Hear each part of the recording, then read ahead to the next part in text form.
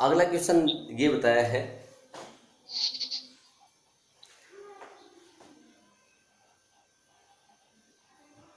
एक रेक्टेंगुलर गिलास स्लैब बताई है और ये बताया है कि जो रेक्टेंगुलर गिलास स्लैब है वो वाटर के अंदर इसने क्या कर रखा है कि भाई रेस्ट में रख रखा है। ये रेक्टेंगुलर गिलास स्लैब है, इसको हमने क्या किया कि भाई वाटर के अंदर हमारे पास रख रखा है। उसके बाद बताया है कि ये तो गिलास स्लैब है और इसके ऊपर क्या बताया, इसने वाटर बता दिया। ये बताया है कि भाई इस वाटर के सरफेस के ऊपर हमारे पास कोई भी एक लाइट रे है वो इंसिडेंट होती है at an angle of 50 degree. एक लाइट रे है वो इंसिडेंट हुई और कितने एंगल के ऊपर इंसिडेंट हो गई, at an angle of 50 degree, passes through water into glass. Water से किस में जा रही है आपके पास, गिलास में जा रही है। ये तो इसने बताया वाटर, ये हमारे पास क्या बता दिया, गिलास। कैसा भी क्वेश्चन कर सकते हैं। ये कहा है कि भाई 50 डिग्री के ऊपर हमारे पास क्या होती है, आपके पास इंसिडेंट होते हैं। तब ये कहता है कि हमें कैलकुलेट करना है एंगल ऑफ रिफ्रैक्शन थ्रू गिलास। देखो यहाँ से पहले तो ये लाइट इधर बेंड करेगी, उसके बाद हमने कह दिया कि फिर इसके बाद अगर गिलास नहीं होता तो ये सीधी जाती, बट ये फिर दोबारा से बेंड कर जाएगी यहाँ पे। अब ये बताया है कि यहाँ से हमारे पास अवे चली जाएगी। तब ये बताया what is this angle of refraction. ये एंगल ऑफ रिफ्रैक्शन है वो हमें कैलकुलेट करना है। उसके बाद बताया है refractive index for water is 4/3 and refractive index for glass it is equal to 3/2 के बराबर बताया है। तब ये कहा है कि ये एंगल कैलकुलेट करना है। यहाँ से देखो भाई, मैं यहाँ से बताऊंगा कि पहले तो आप कहो कि भाई वाटर एयर इंटरफेस की बात करो। ये वाटर है और ये क्या है आपके पास एयर। इस सरफेस को आप एक्स वाई सरफेस का नाम दे दो। तो सबसे पहले मैं कहूँगा कि भाई रिफ्रैक्शन थ्रू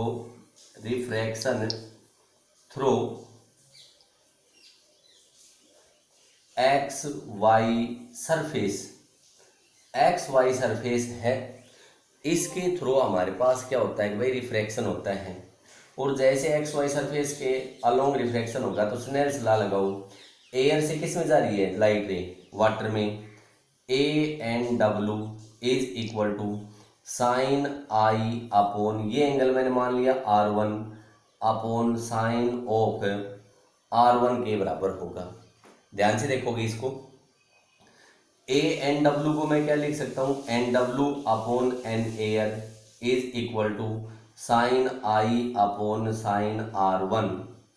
एन डब्ल्यू तो मेरे पास 4/3 है, N air 1 is equal to sine I upon sine of R1। और बच्चों मैं यहाँ से कैलकुलेट कर सकता हूँ sine R1 is equal to 3/4 of sine of I. और यहाँ से कैलकुलेट कर दिया मैंने sine of R1 is equal to 3/4 sine of 50 degree के बराबर आ गया। यहाँ से मैंने वैल्यू कैलकुलेट कर दी साइन ऑफ R1 की। अब अगर आप यहाँ पे ध्यान से देखोगे, ये एंगल जब R1 है तो ये वाला एंगल भी कितना होगा आपके पास है, R1 के बराबर होगा। ये एंगल जब R1 है तब हम कहेंगे कि ये वाला जो एंगल है वो हमारे पास किसके बराबर होगा, आपके पास R1 के बराबर होगा। अब देखो, अगर मैं इस सरफेस को मान ले AB, लाइट रे है किस से किस में जा रही है, वाटर से किस में जा रही है आपके पास, गिलास में जा रही है। और जब वाटर से गिलास में जा रही है तो मैंने कह दिया कि भाई रिफ्रैक्शन होता है और कौन से सरफेस के अलोंग होता है, ये मैंने कह दिया कि refraction along the surface, along surface AB surface के अलोंग रिफ्रैक्शन होता है। और जैसे AB सरफेस के अलोंग रिफ्रैक्शन होगा तो देखो बच्चों, पहले मीडियम से किस में जा रही है, दूसरे में। ये एंगल मैंने R1 माना है, ये एंगल आप मान लो R2 मान लो।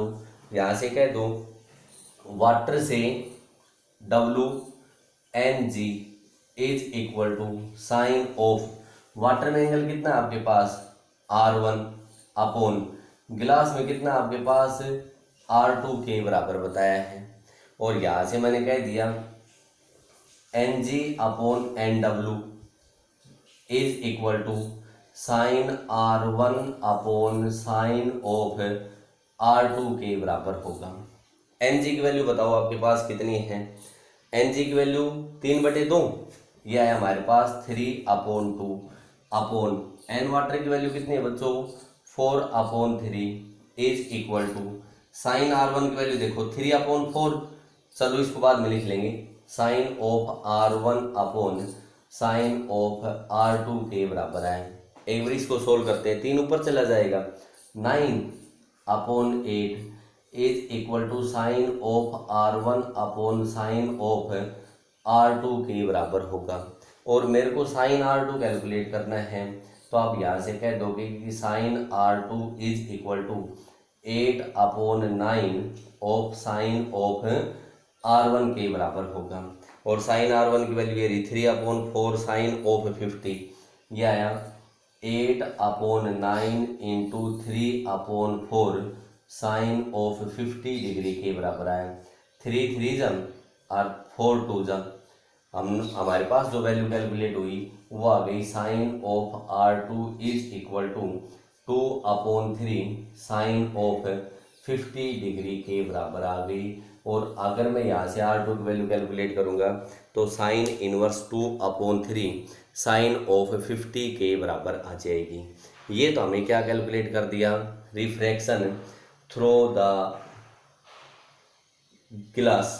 गिलास के थ्रू हमारे पास क्या आ गया रिफ्रैक्शन आ गया। और कौन से इंटरफेस के ऊपर था वाटर ग्लास इंटरफेस के ऊपर था। साइन 50 की वैल्यू पुट कर लेंगे और सोल्व कर देंगे। जो एंगल ऑफ एमर्जेंट होगा ये वाला ये हमारे पास क्या होगा कि it must be equal to the angle of incidence therefore angle of emergent is equal to 50 degree के बराबर होगा। क्योंकि हमने ये कहा था कि ये लाइट रे हैं दोनों की दोनों क्या हो जाती है एक दूसरे के पैरेलल हो जाती हैं। और ये तभी पॉसिबल है जब हमारे पास एंगल ऑफ इंसिडेंस है वो किसके बराबर हो जाएगा आपके पास एंगल ऑफ एमर्जेंट के बराबर हो जाएगा। आगे देखो आगे हमारे पास एक क्वेश्चन आता है। हमने पढ़ा था रियल डेप्थ और अपारेंट डेप्थ का, ध्यान से देखोगे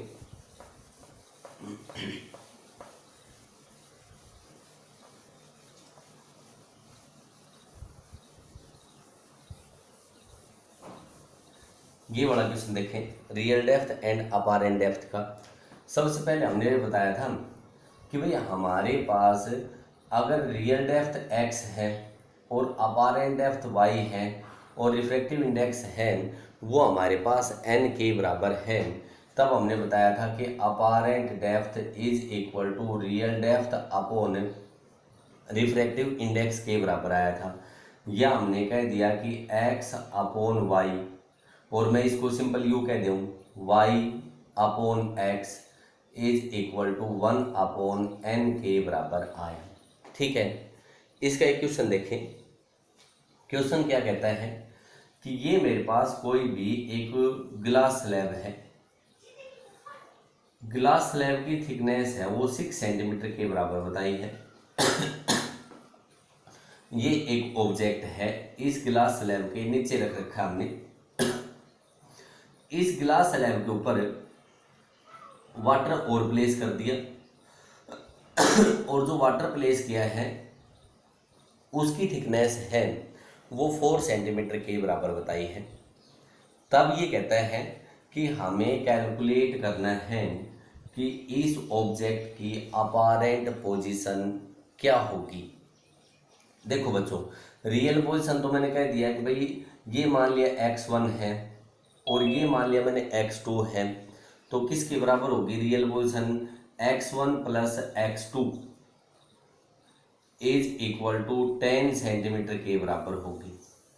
उसके बाद बताया है कि जो वाटर है उसका रिफ्रैक्टिव इंडेक्स है वो बताया इसने 4/3 के बराबर बताया है। और जो ग्लास लिया है उसका रिफ्रैक्टिव इंडेक्स है वो किसके बराबर ले लिया हमने 3/2 के बराबर ले लिया, तब ये कहता है कि भाई what will be the apparent position of this object. इस ऑब्जेक्ट की अपैरेंट पोजीशन है वो कैलकुलेट करनी है। पहले तो अपैरेंट पोजीशन वाटर से कैलकुलेट कर लो और फिर किससे कैलकुलेट कर लें, गिलास से।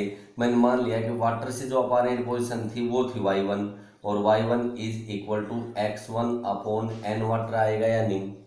देखो यहाँ से x1 कितना है मेरे पास 4 अपॉन वाटर का कितना था 4/3, 4 से 4 कैंसिल आउट हो गया। मतलब मैंने कह दिया कि अगर वाटर वाटर से देखते हैं तो 4 सेंटीमीटर ना होके कितना शिफ्ट हो जाएगा, ये 3 सेंटीमीटर तक दिखाई देगा। उसके बाद हमने कैलकुलेट किया y2 गिलास से कैलकुलेट करेंगे तो x2 upon refractive index of गिलास, और जो x2 है उसकी वैल्यू हमारे पास 6 centimetre upon refractive index of गिलास है 3/2, 3 2 जा 6 इज इक्वल टू कितना दिखाई दे रहा है आपके पास, कितने ऊपर दिखाई देगा 4 सेंटीमीटर। बेटा टोटल कैलकुलेट कर लो ना, टोटल आपके पास apparent depth y1 plus y2 और y is equal to 3 plus 4 is equal to 7 centimetre के बराबर आ गया। जो अपैरेंट पोजीशन होगी वो कितनी होगी इसकी 7 सेंटीमीटर के बराबर होगी। एक्चुअल पोजीशन कितनी थी इसकी 10 सेंटीमीटर। तो अगर मेरे को कैलकुलेट करना हो शिफ्ट इन पोजीशन आप कैलकुलेट कर सकते हो, और शिफ्ट इन पोजीशन आएगा वो हमारे पास क्या आएगा कि real depth minus apparent depth is equal to 10 - 7 is equal to किसके बराबर आ गया आपके पास 3 सेंटीमीटर के बराबर आ गया। This is the shift in position. Question ये दे रखा है कि ये मेरे पास कोई भी एक ग्लास प्रिज्म है इस टाइप का, ये एंगल है वो 30 डिग्री के बराबर बताया है। यहाँ से कोई भी एक लाइट रे है वो इस सरफेस के ऊपर नॉर्मली इंसिडेंट कर दी गई। दिस इज एनी लाइट रे which is incident normally on this surface. तब ये कहता है कि हमारे पास जैसे ए बी सरफेस से जैसे ये लाइट रे बाहर जाएगी, तब ये कहता है कि calculate the angle of emergence. हमें कैलकुलेट करना है, और क्या कैलकुलेट करना है आपको, एंगल ऑफ एमरजेंस है वो हमें कैलकुलेट करना है। Calculate the angle of emergence. देखो बच्चों ध्यान से, ये एंगल हमारे पास कितना बताया इसने 90 डिग्री का बताया है। यहाँ से कोई भी लाइट रे आई और जब यहाँ पे हमारे पास इसका रिफ्रैक्टिव इंडेक्स मान लिया हमारे पास Ng इज इक्वल टू 3/2 के बराबर दे रखा है। अब जैसे ये लाइट रे आएगी तो ये आगे भी सीधी नॉर्मली है, बिल्कुल स्ट्रेट आएगी। ये 90 डिग्री का, तो ये एंगल भी कितने डिग्री का होगा 90 डिग्री का। ये एंगल ध्यान से देखो कितने डिग्री का हो गया 60 डिग्री का हो गया। बच्चों जब इस सरफेस से निकलेगी तो ये तो नॉर्मल ड्रा कर दिया, ये नॉर्मल और ये इंसिडेंट रे, नॉर्मल और इंसिडेंट रे इनके बीच का एंगल बनेगा वो 30 डिग्री का बनेगा। अब ये कहता है कि भाई हमारे पास डेंसर मीडियम से किस में जा रही है, आपके पास रेयर मीडियम में जा रही है, तो ये एंगल निकालना है। तो आप यहाँ से सीधा स्नेल्स लॉ लगा दो। ग्लास से लाइट रे है वो किस में जा रही है आपके पास एयर में, NGNA is equal to sine of I, angle of incidence 30 degree. Angle of incidence का आपको पता होना चाहिए कि एंगल ऑफ इंसिडेंस है नॉर्मल और इंसिडेंट रे के बीच में होगा। कभी आप लोग ये 60 डिग्री का बताते हो ना, ये हमारे पास किसके बीच में होगा, नॉर्मल और इंसिडेंट रे के बीच में होगा। अपॉन मैंने मान लिया कि ये जो रिफ्लेक्ट होके जाते हैं, तो ये मैंने मान लिया कि this is angle of refraction R, तो ये आया साइन ऑफ R के बराबर आ गया। देखो ध्यान से, GNA को क्या लिख सकता हूँ मैं, NA/NG is equal to sine 30 upon sine of R, यही आएगा। और यहाँ से आप बताओ NA 1/NG 3/2 is equal to sine 31/2 sine of R के बराबर होगा। क्रॉस मल्टीप्लाई कर लो, 3 is equal to 4 sine of R and sine of R is equal to 3/4 के बराबर आ गया। और we can say that R is equal to sine inverse 3/4, sine inverse 3/4 के बराबर होगा। This will be the angle of emergence through which light will comes out. Question ये दिया है कि मेरे पास ये कोई भी एक ट्रायंगुलर ग्लास प्रिज्म है और जो ट्रायंगुलर ग्लास प्रिज्म है उसका ये एंगल है वो 60 डिग्री के बराबर बताया है और इसका जो रिफ्रैक्टिव इंडेक्स बताया है वो बता दिया इसने 2/√3 के बराबर बता दिया। अब ये कहता है कि एक लाइट रे है, इस सरफेस के ऊपर हमारे पास इंसिडेंट होती है और नॉर्मली इंसिडेंट होती है। This light ray is incident normally on the face AC as shown. तब ये कहता है कि हमें कैलकुलेट करना है trace the path of the ray, path of ray. इस रे का हमें क्या ट्रेस करना है, पाथ है वो ट्रेस करना है। अब ध्यान से देखोगे तो ये एंगल कितने डिग्री का है आपके पास, 90 डिग्री का। अब हमने बताया कि जैसे ये इसके ऊपर इंसिडेंट होती है, नॉर्मल इंसिडेंट होती है तो बिल्कुल सीधी चली जाएगी, नॉर्मली चली गई। अब देखो बच्चों, ये 60 डिग्री का, ये 90 डिग्री का, बोलो ये एंगल कितने डिग्री का हो गया,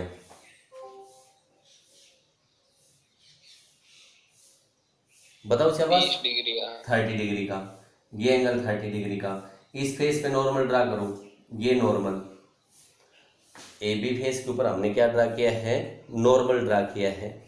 और जैसे नॉर्मल ड्रा किया है तो ये 30 डिग्री का, तो ये कितने डिग्री का हो गया, 60 डिग्री का। तो मैं यहाँ से कह सकता हूँ भाई फोर फेस AB फेस के लिए जो एंगल ऑफ इंसिडेंस है वो मेरे पास 60 डिग्री का है। तो मेरे को क्या कैलकुलेट करना है, एंगल ऑफ रिफ्रैक्शन है वो कैलकुलेट करना है। देखो भाई, गिलास से किस में जा रही है, एयर में लाइट रे, स्नेल्स लॉ लगाओ, बोलो क्या लगाऊं, स्नेल्स लॉ, GN एयर, गिलास से लाइट रे किस में जा रही है, एयर में, is equal to sine I/sin R के बराबर होगा। और GNA को क्या लिख सकता हूं मैं, NA/NG is equal to sine of I/sin of R। NA तो 1/NG है 3/2, सॉरी NG कितना दे रखा है, 2/√3 दे रखा है इसने। NG की जो वैल्यू दी है वो हमारे पास इस मटेरियल की जो वैल्यू दी है वो 2/√3 दी है, तो 1/2/√3 is equal to sine of 60 degree upon sine of R। और यह है बच्चों √3/2 इज इक्वल टू साइन 60 की value √3/2 upon sine of R। √3 से √3 कैंसिल आउट हो गया, 2 से 2 कैंसिल आउट हो गया, we get sine R is equal to 1। Hence हमने कह दिया एंगल ऑफ रिफ्रैक्शन है वो किसके बराबर हो गया, 90 डिग्री के बराबर हो गया। और जब एंगल ऑफ रिफ्रैक्शन 90 डिग्री के बराबर होगा तो इसका मतलब इमर्जेंट रे हमारे पास इसके बराबर होगी, ये 90 डिग्री का एंगल आ गया। And this type of refraction is known as grazing refraction. अगर हमारे पास एमरजेंट एंगल है वो 90 डिग्री के बराबर हो जाता है तो इसको हम किसका नाम दे देंगे, ग्रेजिंग रिफ्रैक्शन का नाम दे देंगे कि this is known as grazing refraction. मैंने मान लिया कि ये मेरे पास कोई भी एक इक्विलेटरल ग्लास प्रिज्म है, this is an equilateral glass prism. Equilateral glass prism है, इसका रिफ्रैक्टिव इंडेक्स है वो हमारे पास दे रखा है इसने 3/2 के बराबर दे रखा है। नाउ ये कहा है कि इस ग्लास प्रिज्म को हमने क्या कर दिया, वाटर में इमर्स कर दिया। और जैसे हमने इसको वाटर में इमर्स किया है, तो वाटर में इमर्स करने के बाद जो वाटर में इमर्स किया है उसका रिफ्रैक्टिव इंडेक्स हमने बता दिया। Refractive index of water is equal to 4/3, 4/3 के बराबर बताया है। अब ये कहता है कि ये कोई भी लाइट रे है वाटर से आती है और इसमें नॉर्मल इंसिडेंट हो जाती है। तब ये कहता है कि ट्रेस द पाथ ऑफ रे, पाथ ऑफ रे है वो हमें ट्रेस करना है। बच्चों जब ये नॉर्मली इंसिडेंट होगी तो ये एंगल कितने डिग्री का होगा आपके पास, 90 डिग्री के बराबर होगा। और जब नॉर्मली इंसिडेंट होगी तो बताओ कैसे जाएगी, ये कैसे पास कर जाएगी, बिल्कुल स्ट्रेट पास कर जाएगी। और स्ट्रेट पास करेगी तो यहाँ पे जाके टकरा जाएगी। ये मान लिया मैंने एक फेज ए बी सी, और जब नॉर्मली इंसिडेंट होगी तो it will pass is straight. ये बच्चों एंगल 60 डिग्री का, ये 90 डिग्री का, तो बताओ ये कितने डिग्री का हो गया आपके पास, 30 डिग्री का। अब मैं यहाँ से कहता हूँ कि रिफ्रैक्शन होगा एसी फेज से, एसी फेज से होगा तो ये मैंने कोई भी एक नॉर्मल ड्रा किया, ये नॉर्मल और ये इंसिडेंट रे, इनका बीच का एंगल ऑफ इंसिडेंस 60 डिग्री का। तब ये कहता है कि हमें एंगल ऑफ एमरजेंस है वो कैलकुलेट करना है। देखो भाई लाइट रे गिलास से किस में जा रही है, वाटर में। भाई refraction through face AC, AC face से रिफ्रैक्शन होगा। Then we can say that light ray will passes through glass to water, G and W is equal to sine of angle of incidence in glass upon sine of angle of emergence. G and W को मैं क्या लिखूंगा, N W upon N G is equal to sine 60 degree upon sine of E के बराबर होगा। N W कितना देखा है, 4/3, 4/3 upon 3/2 is equal to sine 60 होता है √3/2 अपॉन साइन ऑफ ई के बराबर होगा। और बच्चों इसको लिख दिया मैंने, तो ये कितना हो गया, 8/9 is equal to √3/2 sine of E के बराबर हो गया। क्या कैलकुलेट करना है मेरे को, साइन ई की वैल्यू कैलकुलेट करनी है। We can say that sine E is equal to √3/2 into 9/8 के बराबर होगा। This is the value of sine of E. √3 की वैल्यू 1.7 इंटू 9/16, अप्रोक्सीमेटली काट लो 16, दैट इज 9/10। और हम कह देंगे कि ई की वैल्यू है वो लेस देन कितने डिग्री आएगी आपके पास, 90 डिग्री आएगी। कहीं ना कहीं इस पाथ के अलोंग हमारे पास लाइट रे है वो क्या हो जाएगी कि भाई इट विल एमर्जेज आउट, ये क्या हो जाएगा आपके पास, एमर्जेज आउट हो जाएगी।